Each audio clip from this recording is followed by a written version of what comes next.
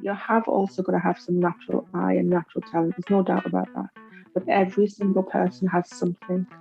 And it might take you 55 years, like it has for me, to find it. But oh gosh, it was worth the wait.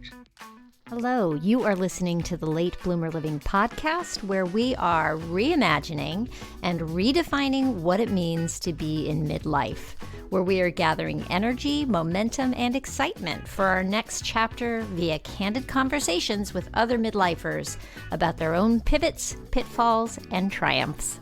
I'm Yvonne Marchese, your host, and I'm so happy you're here. This week's episode is about discovering joy in the midst of difficult times. Rebecca Thompson's newborn granddaughter was near death, just as the world was beginning to grapple with the COVID pandemic. Her home organizing business was shut down, as was her husband's business. And like much of the world, they found themselves scrambling to do business online. During a lockdown walk in April of 2020, Rebecca's husband introduced her to sea glass.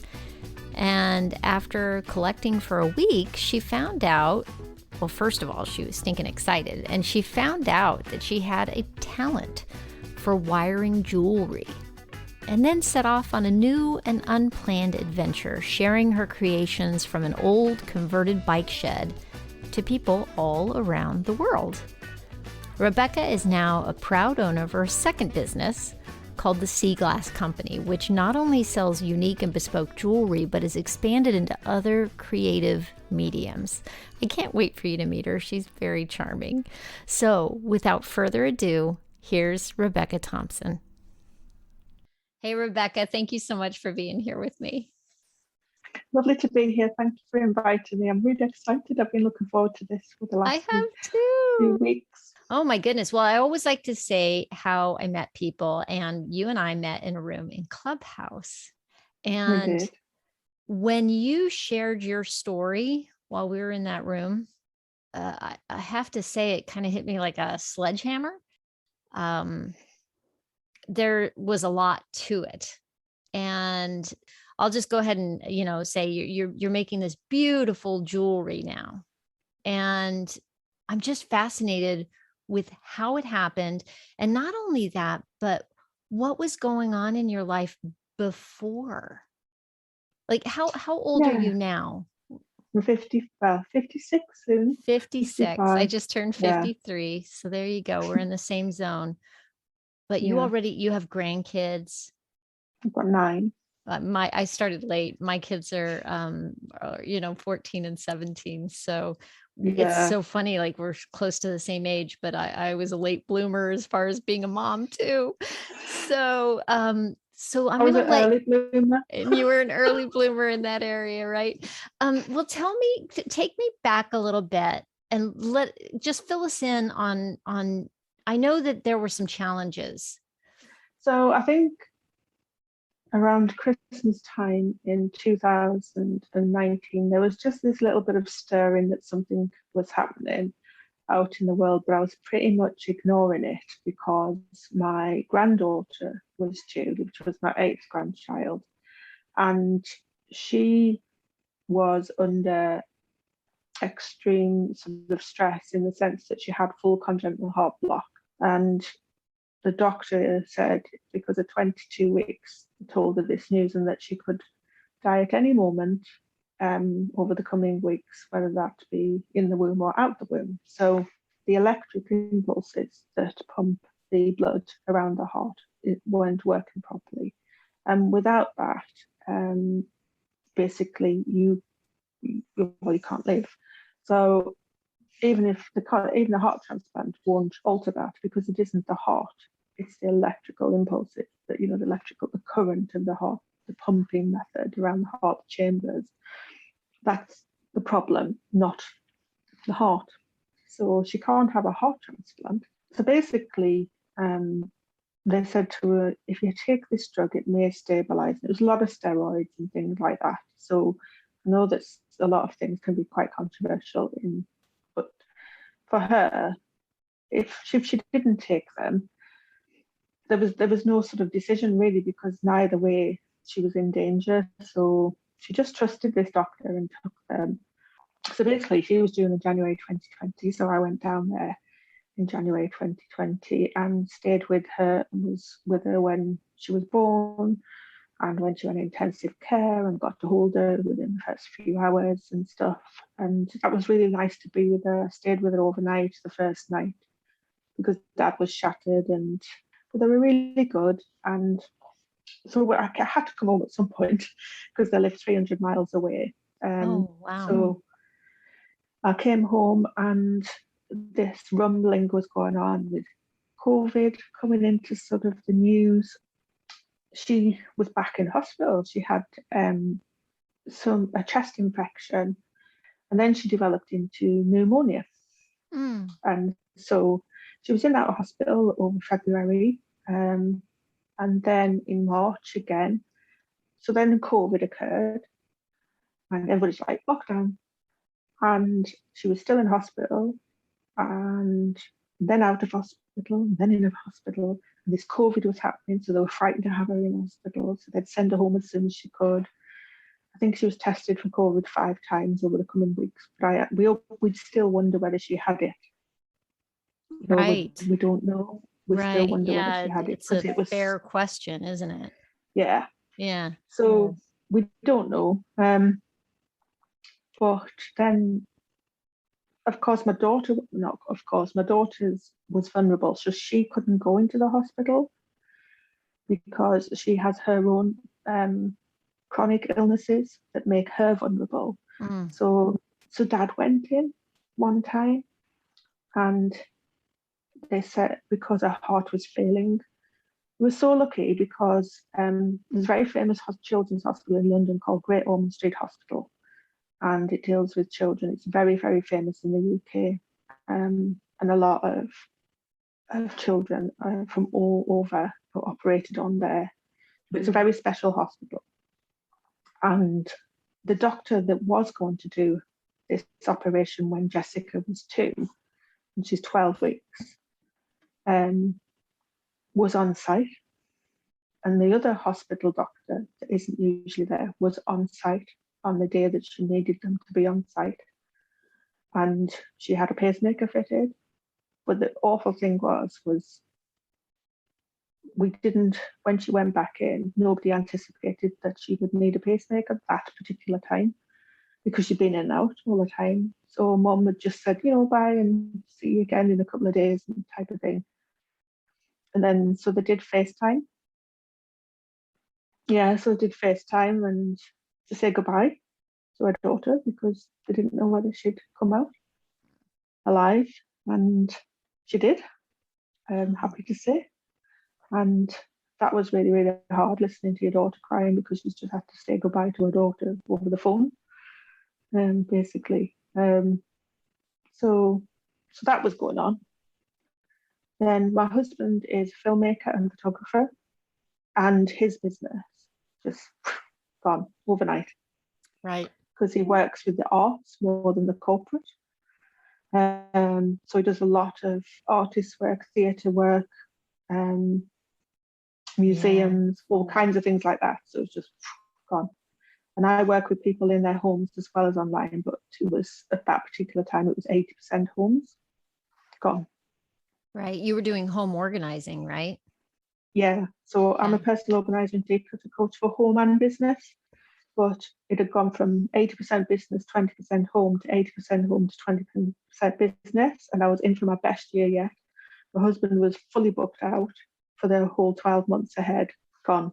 Wow. So I always think, they always say that when you're in a challenging situation, it's about looking outside of yourself and how you can help other people. And that is the best way of looking at it. If you can't do anything, or initially we were just in a bit of sort of fast forward, we were kind of like that horrible word that everybody hates at the minute, pivot. But how do you pivot a business that relies on being present? So that was the challenge for both of us. So he got together with another company who did live streaming, and they did an online carnival for a local, and then he did a local thrift festival that's usually held with live streaming again. And then bits of work started to build up over the next 12 months. But in the UK, so basically we went out once a day. That's what we were allowed to do. And you were only allowed to go for exercise. That was it. You couldn't go beyond your village. You couldn't, unless you were going shopping, and you had to go shopping. You weren't allowed to drive anywhere, even 5-10 minutes away for leisure.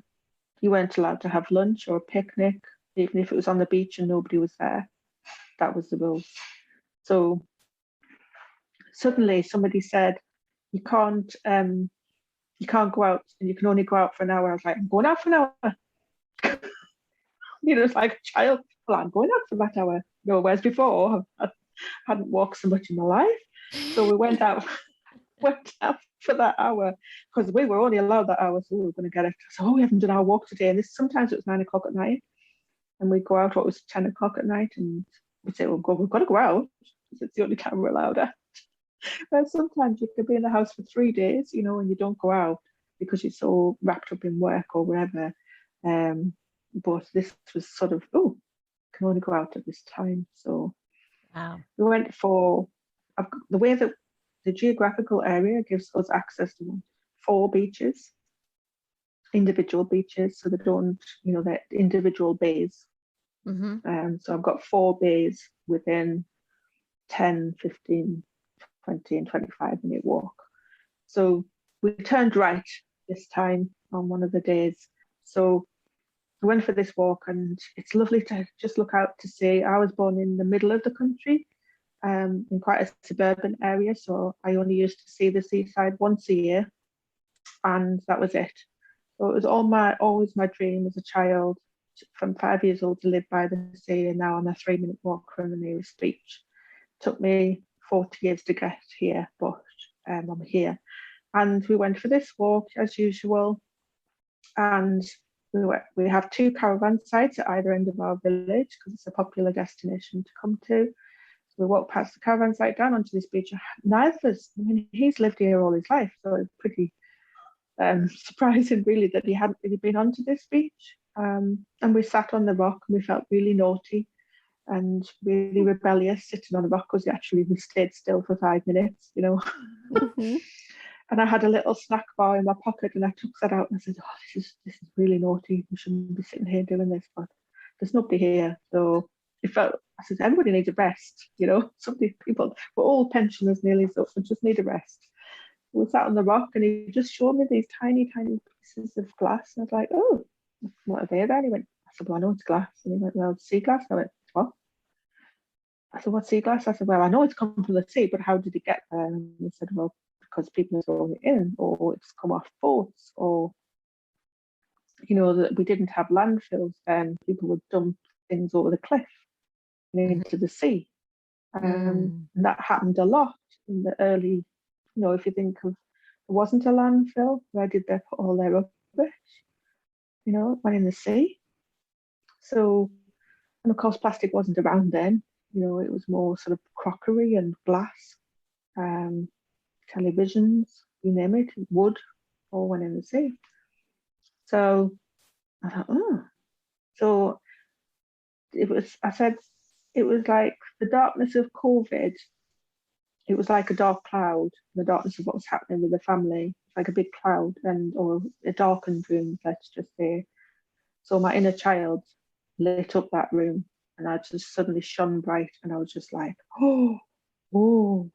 I felt like I'd found the best treasure in the world, just like I was 5 again. And then I said, can we go tomorrow? And then I said, can we go tomorrow? Can we go tomorrow? And I thought, gosh, he's going to be sick of searching for sea glass, poor man. And he said, yes. So we went, and we found more. He was excited. We found more, and we'd be at opposite end of the beach, and all you'd hear was this, oh. It's like, and then you'd wave frantically if we found, a really good piece. And so that's how it started. In 10 days, we had 3 vases of sea glass, and that's not known in a lot of the parts of the world. This is a haul. It's a big haul. That is a big haul, because I live close to a beach also, and almost never find sea glass. I love sea glass Oh. and So tremendous. yeah, Wow. it was a big haul, and I said, I can't hold it, but I can't stop looking for it. It was suddenly, this was an outlet. It was an escape. It was meditative. It was spiritual. I thought it was amazing that the sea had taken something that man had thrown away and made it beautiful again and gifted it back. And I was there to get it. And how lucky was I to live where I live, because there are many people who don't find it at all, or the odd piece. And here I was in abundance. It was like somebody had opened me this treasure chest and given me this gift. And so what do you do with it? I thought, oh, back on YouTube. And I looked it up and I was just like, oh, they wire it? What's wiring? Right, let's get some pliers out the man drawer. And everybody's got a man drawer in their house where the pliers are and the tape measures. In the UK, they call it the man drawer. Like the man shed. The man drawer. Gotcha. Yeah. And the man And did shed, you have wire lying around the house? And no, but I made a mistake, because I just thought, oh, I'll just order some sterling silver wire. Yeah.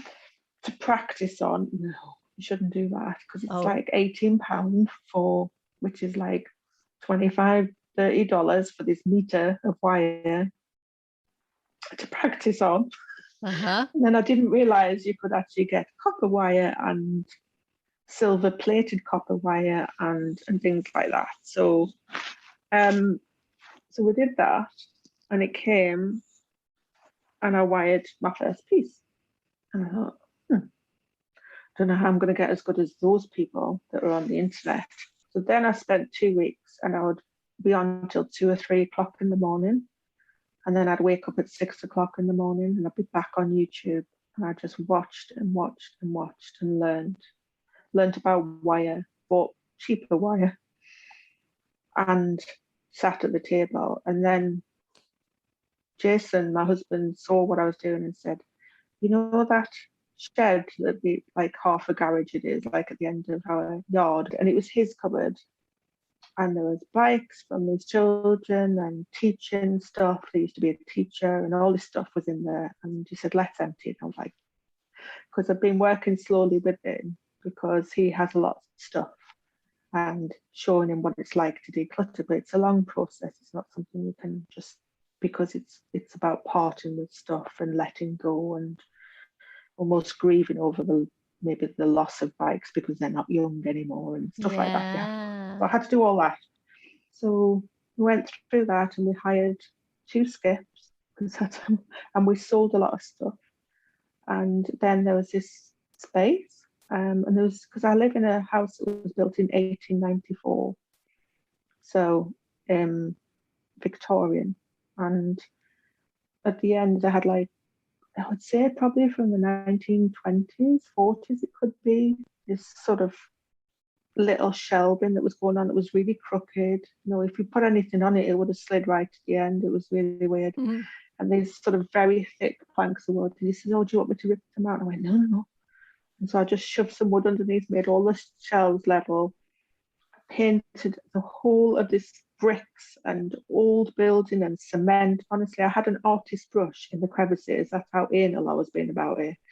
And I just painted it all with this outdoor paint. And then he bought me this folding picnic table that was on offer in the local store. And he said, I saw this, and I just thought that would be great for the length of the room. And I had an old office chair and a few pliers by then, some wire, and somebody gave me a light.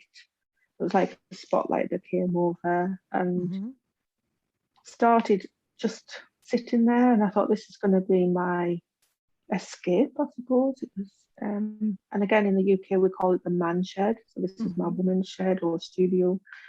And I thought, oh, I'll call it the Sea Glass Studio. And then started rapping and showing people on Facebook, just my friends. And they were like, oh, is it for sale? I was like, what? I said, sorry? Is it for sale? I said, why do you think it's for sale? And said, because it's really nice. And I was like, is it? And they were saying yes.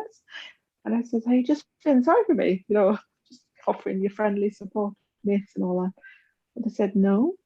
I would like to actually buy it because I really like it. I was like, okay then. So I just sort of went and so I sort of carried on and carried on. Then more people asked and more people asked. And I suppose this happened over a couple of weeks.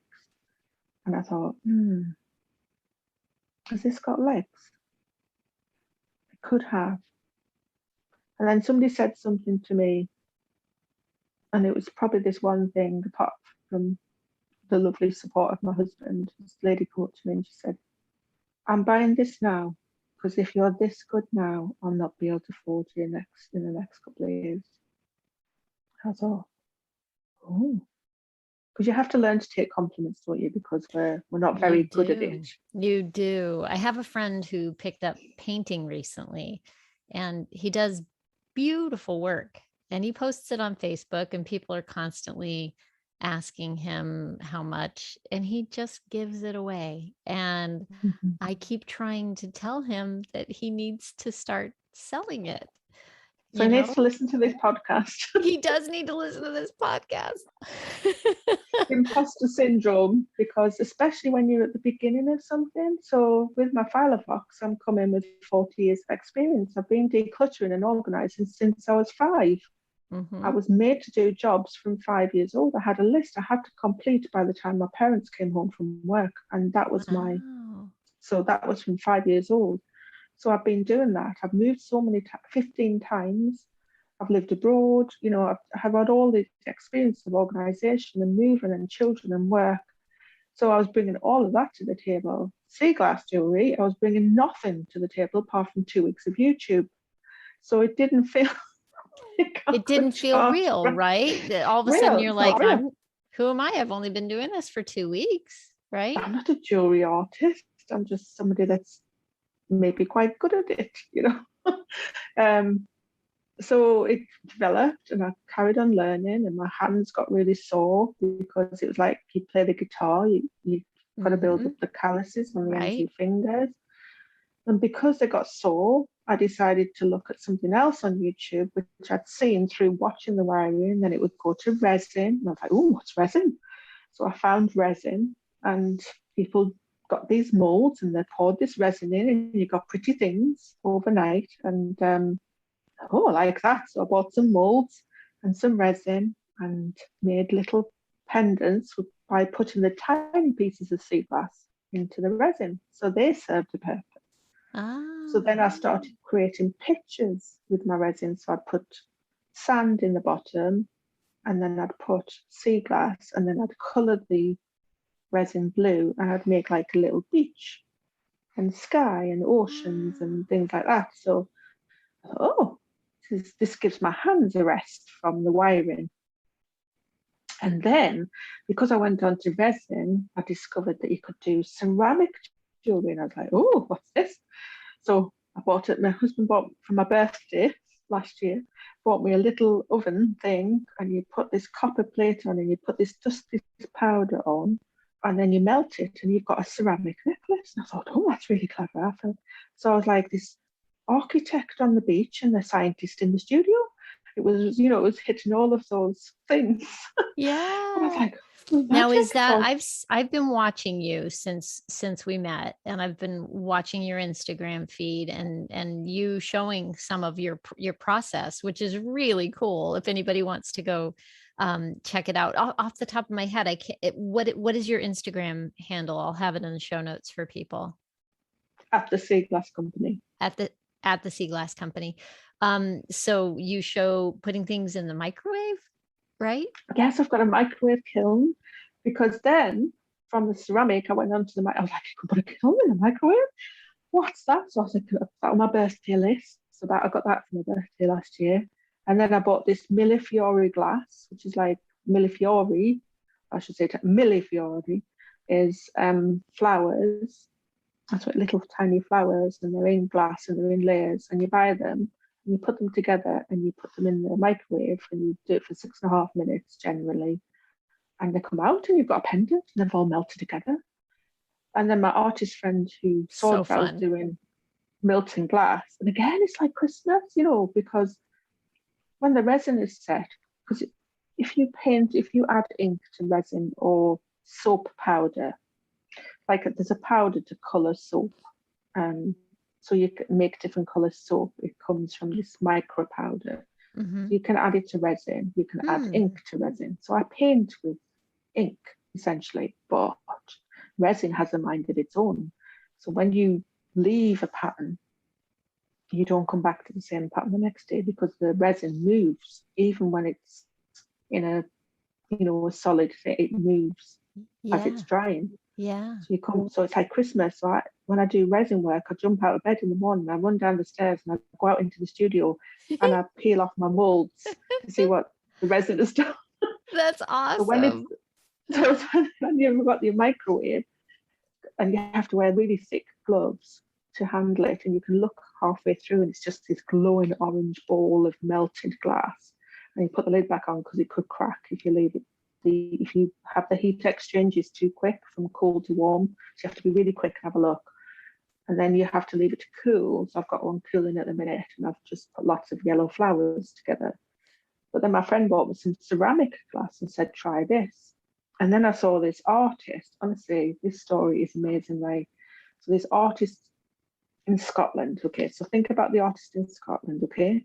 So I'm on a sea glass group that is American, because it's a big thing over in America to collect sea glass. So there's all these groups I've joined, the sea glass seekers, the sea glass thing. And I meet this lady who's on it, and she's in Australia. And she tells me about this artist in Scotland. I'm like, well, I'm in England. She's like, I'm like, shit, I thought you were in the US. And I was like, no, I'm in England. Oh, so I look where she is, and she's not far away because I live in Northumberland, which is the last county on the east coast before Scotland. So essentially I'm an hour and a half from Edinburgh. And then, so I'll go into, I see this lady and I look at her work and she does amazing glass work. It's nothing to do with sea glass, but she does all these beautiful pictures. And I said, you're just absolutely amazing. And I love your work. And I'm just starting to melt glass. And she says, give me your address. And I gave her it. And she sent me glass and a glass cutter and all these little bits and pieces in a little package. Oh my gosh. And I was just like, oh. So I made her a sea glass necklace and then sent it her, as an exchange to say thank you for what she'd done. Yeah. And she said, any questions you've got? And of course, I've still got all of that world to explore. It's kind of in the peripheral, really. It's just there, sitting at the side of me.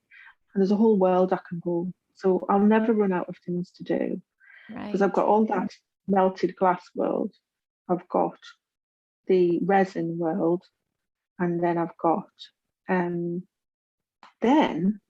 this other world that again, it was just to give my hands a rest from wiring, because it is intense, because sometimes it can take me 2 hours to make one piece. And I'm not one of these people that walks away from necklaces. I have to do it. So if I'm there till midnight or 1 o'clock in the morning or 2 o'clock in the morning, I have to complete it. I can't, because I don't design my jewelry. I don't sketch it. I go with it. Whatever it is, it'll come. And I just go with it. So I'm very organic when it comes to, I'm not very structured. And I think that must be why your pieces all have a unique, they each have their own feel. It doesn't look like you're recreating the same thing over and over. No. Yeah. Because then I become a production line, and then I become high street. And I'm definitely not high street, and I never want to be. So I go with the flow, ebb and flow. Sorry for the pun, but I go with the flow and I make individual pieces. So then, again, my husband is a creative, and he said, think about Picasso, and he does those one-line drawings. Could you do that with wire? I can see that in your work. That's so really cool. Yeah. So I started doing that, and I made I think I did a flamingo, I did a dolphin.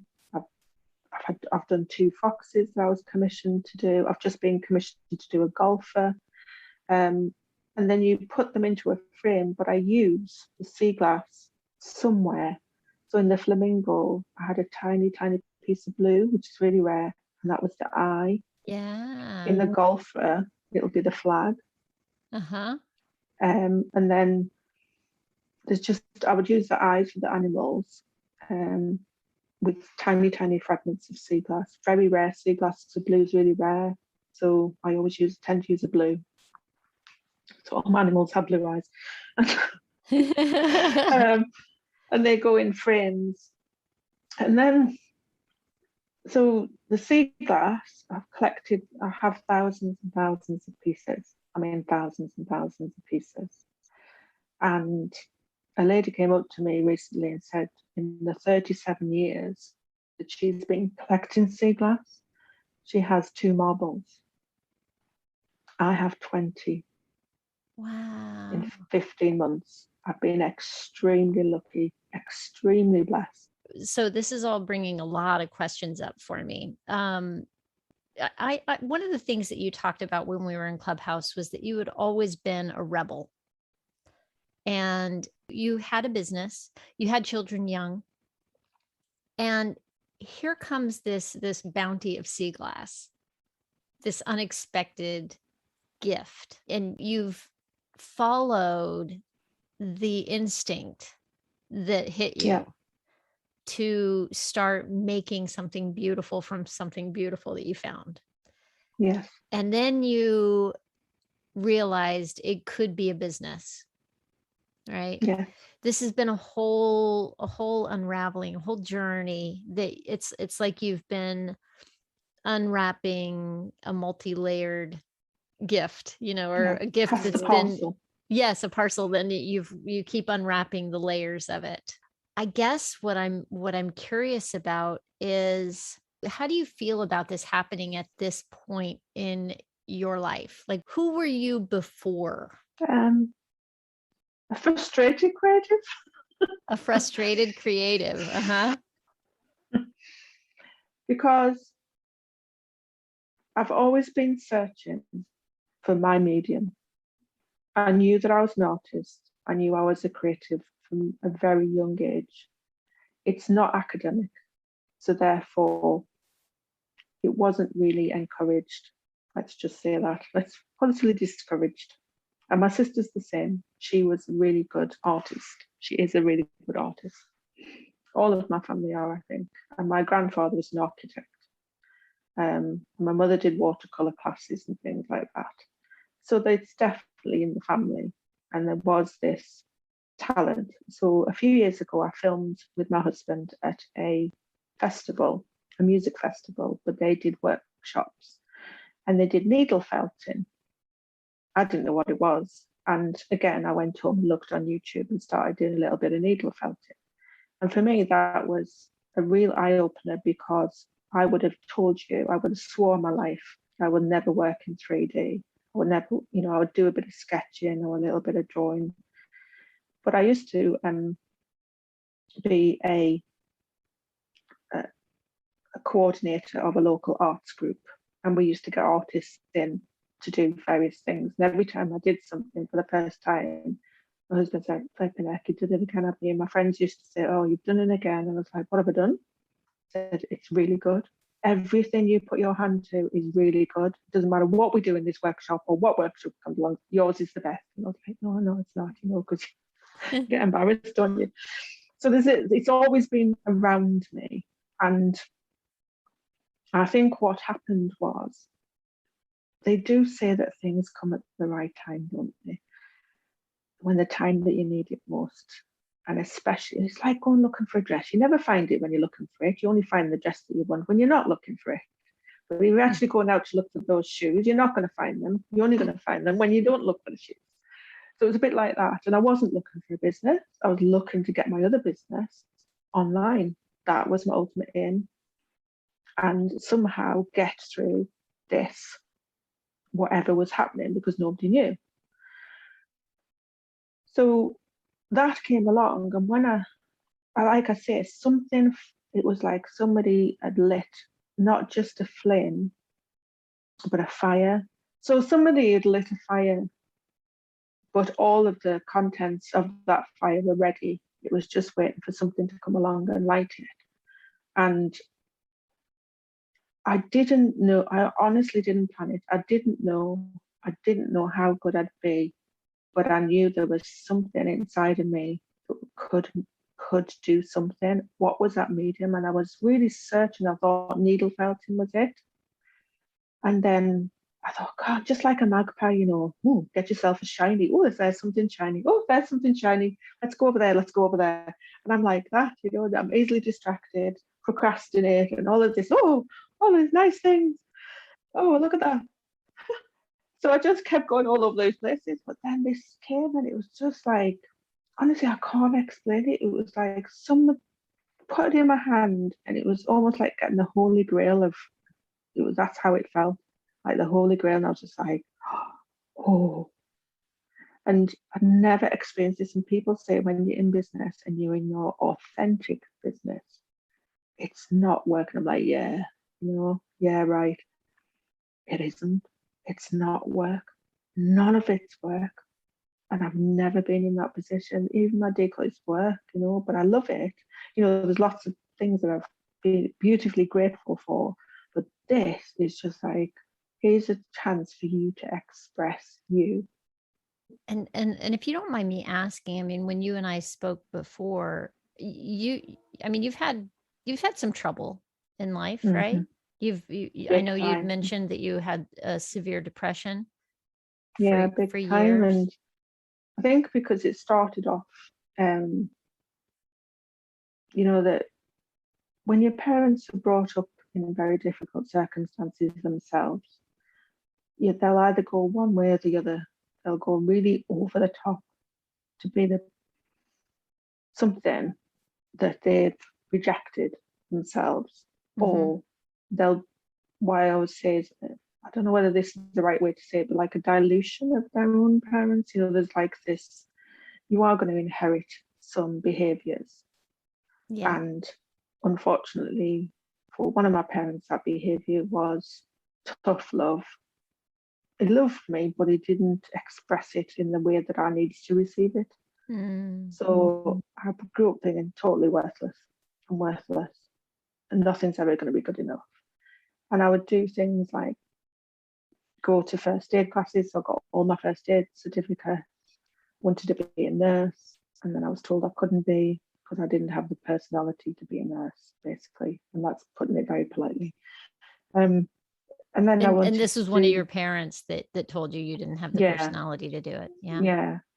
But yet I've gone through all of the, things, and my mother was really fantastic. She'd work extra hours. I became the Northern Counties Ballroom champion, like the North of England Ballroom champion, through dancing. And I didn't start till you became a ballroom. I was a late bloomer. What? I didn't start till 13, which is really late to do ballroom dancing. So wow. I had to work. It took me a year to get to the top, but I did, and I got there, and I stayed there. I finished that when I was 16. So I've always been sort of athletic as well. I used to do a lot of running and things, and I did enjoy it, but I also was like, I was trying to prove a point all the time. So I was a young mum, and it was just very difficult relationships, and I ended up having, and I don't mind saying because all my kids know, I did electroconvulsive therapy, which is where they basically electrocute your brain and you lose your memory completely. I couldn't remember my name, my kid's name. What led you to that? That was depression that led you to that, right? Yeah. And how old were you when that was going on? 26. Wow. Young. So I was divorced by then, and I was just in a really bad place for about 6 years. And then you have to train your brain to remember. So I was like, but then you look at that challenge and what did I learn from that? Well, I learned what it's like to have Alzheimer's, because people look at people, but they just can't quite get who they are. Is that my daughter? Is that my sister? Is that my... What's your name? What's my name? So that's how I was. I know that you know you. I know that you're in my life, but I just can't quite place you. And it was my best friend from school. Was it frustrating to be... It was frightening. It was frightening for her when I asked her, could you just tell me my name, please? And she cried because she was sad that I couldn't remember my name. But yeah. And did you feel frustrated though? I wonder. Frustrated I did feel frustrated because I knew that I was repeating like 50 times a day. I would say the same thing. It would be the same thing. But there was one day it was a pivotal moment, and it was a pivotal moment, huge moment in my life. And I was 33 years old. Yeah, seven years later. And I was in this sort of day centre, and they put me in the art studio because they knew I liked art. And she says, Rebecca, would you like to do some decoupage? And I went, somewhat. She went, decoupage. And I went, what's that then? And she said, this is what you do. And she gave me these materials. So I did it in an hour. She says, oh dear. She said, that was supposed to take you all morning. And I went, well, it didn't. So what shall I do? And she just, there was this condescending manner that I was spoken to. And I don't think she meant it, but it was condescending. You know, would you like to learn how to make this pie? I said, I've got 3 children at home. I know how to make a pie. You know, it was just, but the good thing was I got angry. And I hadn't felt angry for many, many years. Felt nothing. And I suddenly became angry. And I was like, right, well, I'm off now. And she says, where are you going? I says, because I've finished being like this. And I'm not going to be like this tomorrow. So goodbye.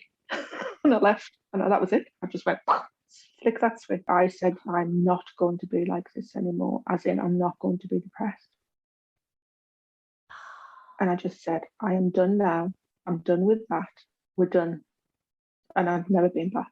So I've been, you know, stressed and challenges, so many challenges and lots of mistakes and lots of bad choices, but some good ones as well. And so it's been a very interesting, colourful journey, and some things I'm not very proud of and some things that I'm really proud of. But at the end of the day, they make you who you are. Right. And, you know, really, it all comes down to life is maybe not 50-50, but we've got the good and we've got the bad and, you know, what we call good and bad, right? And the ugly. And the ugly, the good, the bad, and the ugly. Exactly. But it makes us who we are, right? All of it. Yeah. All of it. Yeah, all of it. If you hadn't found this new passion, how do you think you'd, I mean, you never know, right? But how do you think you would be feeling, reacting to the challenges that have come up for, you know, your family in this past year and a half or so? I always get through them because everything's transitional and everything changes. And my Firefox work was telling about people, this is transitional, because I've been through worse. And I always imagine the worst. The worst could happen was we could lose the house if we couldn't afford to pay for it. That's the worst that could happen. I've done that twice already, so I know what that's like.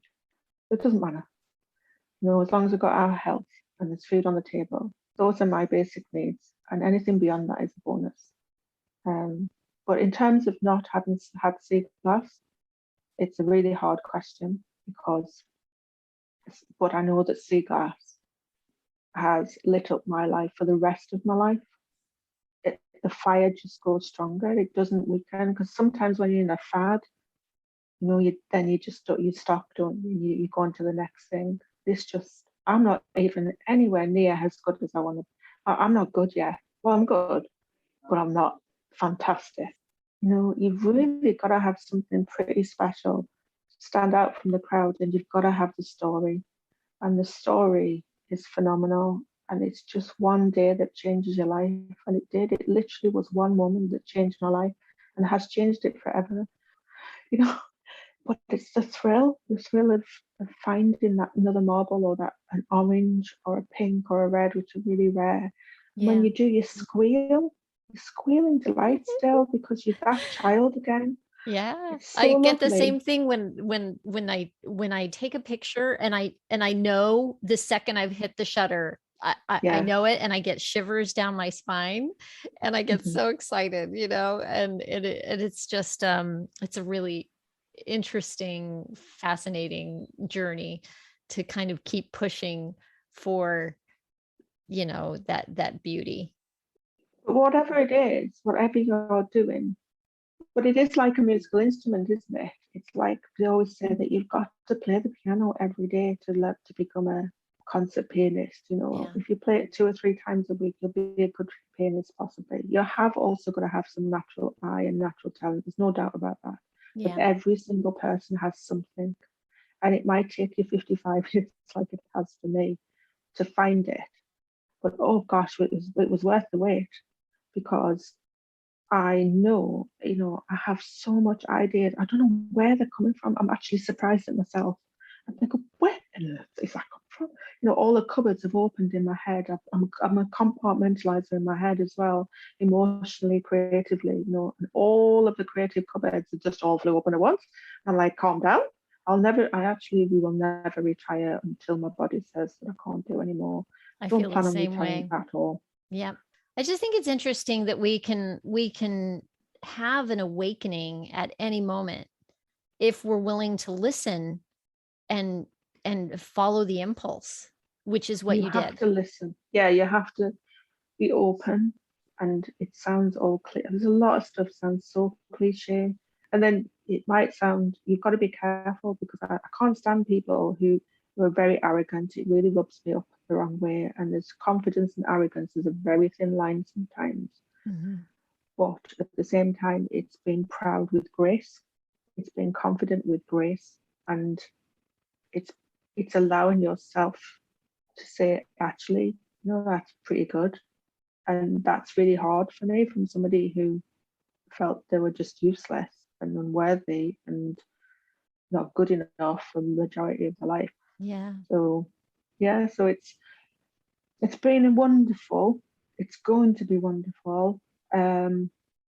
What are you excited about that's coming up? What do you? I'm excited that even 15 months in, I'm planning the Sea Glass Company Academy. So I want to inspire other people. It doesn't have to just be women. I want to inspire other people to actually go out there and say, do you know what? Might be at the beginning of my journey, but this has always been here, and I'm choosing to express it at this time, because I've got all the experience of life behind me. But it's everybody's got something to give, and yes, it's frustrating but it will come when it needs to come, or when it should come. So I'm going to set up the Sea Glass Academy. I have a VIP membership, and then I raise money for charity. So I've raised money for the charity that helped Jessica. Then I raised money for the Heart Foundation this year in the UK. But I'm a chatty Cathy. I could talk about this forever. This has been tremendous. I know I'm looking at the time, and oh my gosh, I could talk to you forever. I think we've reached a good point to wrap it up. Maybe we'll touch base again later down the line and see where things are for you later on. Yeah, that'd be lovely. It's been wonderful talking to you. It's been wonderful talking to you. Thank you so much for your time and for sharing your story. I really appreciate it. Well, there you have it. It just goes to show you don't know what you don't know. Rebecca had no idea she had a talent and passion for making jewelry from found bits of sea glass. She had no intention of starting a new business. I love that the simple act of taking a nature walk to stay sane during the pandemic led Rebecca to discovering her hidden talent. Who knows what's in store for you? You might be in the midst of a difficult time right now, but I'm here to say that I believe that's when we discover our hidden strength. Does it suck to be in the middle of hard times? Yes. But you are stronger than you know, and if you just take care of yourself and stay curious, you never know where it might lead. If you want to know more about Rebecca and take a look at her beautiful, unique creations, I'll have links for you in the show notes. Just go to latebloomerliving.com/podcast and click on the show notes for episode 77. And while you're there, you can also find a link to sign up to receive a free guide that I created for you called 5 Steps to Your Midlife Reboot to help you get unstuck. Thanks so much for listening. I hope you have a fantastic week. Stay safe and well. Talk soon.